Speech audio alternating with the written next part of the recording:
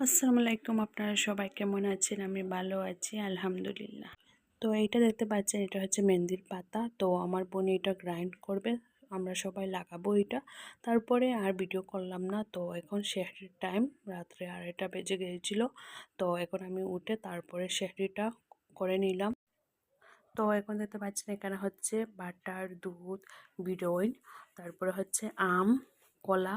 তো এটা আমার অনেক ভালো লাগে খেতে, কি বলবো, মানে এটা আমি সবসময় সেহরির টাইমে এটা আমি খেতে ভালোবাসি।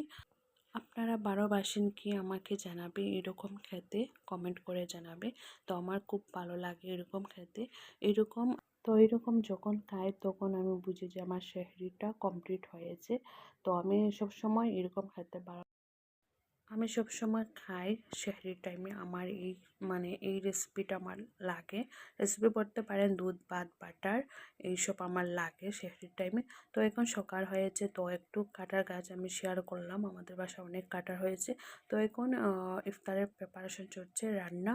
তো এখানে চানা ফ্রাই, তারপরে হচ্ছে মাছ ভুনা, তারপরে শিম দিয়ে ড্রাই শুটকি, তারপরে হচ্ছে ড্রাই শুটকি ভর্তা, অনেক কিছু আছে।